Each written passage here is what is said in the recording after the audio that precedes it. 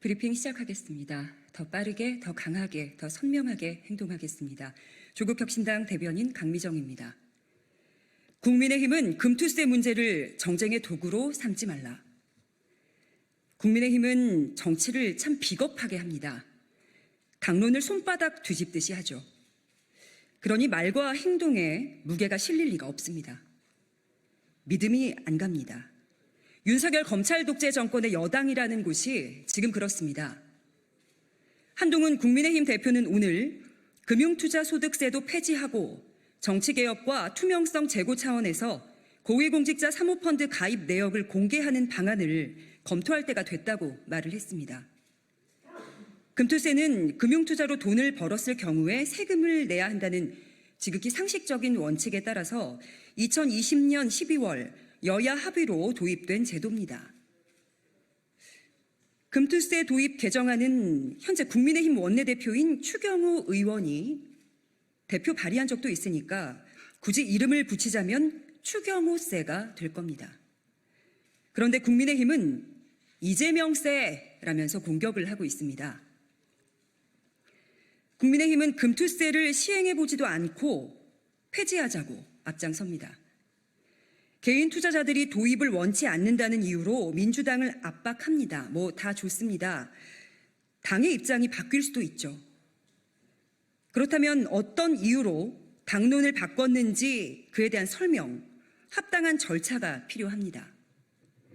그땐 이런저런 이유로 금투세 도입에 찬성했는데 이런저런 우려 때문에 금투세 도입 반대로 당론을 바꾼다고 말해야죠. 민주당은 최소한 정책의원총회를 열어서 의원들끼리 토론이라도 합니다. 내년 1월 시행을 앞둔 만큼 예정대로 시행하든 아니면 일정 기간 유예하든 당론을 결정할 테고 합당한 설명이 있을 것으로 기대하겠습니다. 그런데 한동훈 대표가 느닷없이 사모펀드 가입 내역 공개를 들고 나온 이유가 무엇일까요?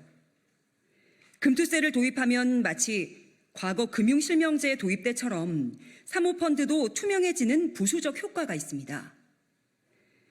과세하려면 누가 사모펀드를 통해서 수익을 냈는지 알아야 하기 때문에 자연스럽게 사모펀드 가입 내역이 공개될 겁니다. 그런데 국민의힘은 금투세 도입의 그런 장점은 가리고 억지로 사모펀드 가입 내역을 공개하라는 겁니다.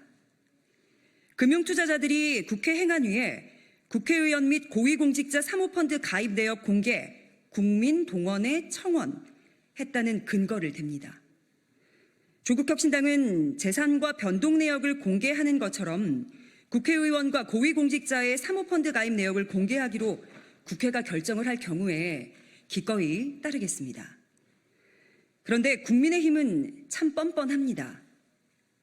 윤석열 대통령 탄핵소추안 국회 국민동의 청원이 143만 명 돌파했을 때 국민의힘은 뭐라고 했는지 기억하고 있습니까?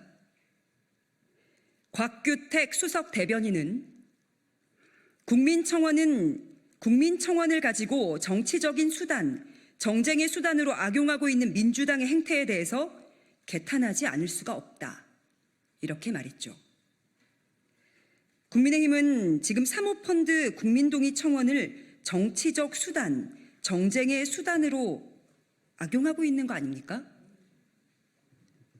뭘 감추는 걸 좋아하는 대표적인 사람이 한동훈 아닙니까? 무엇을 자꾸 공개하자고 주장하지 말고 본인의 휴대전화 비밀번호나 공개하시기 바랍니다.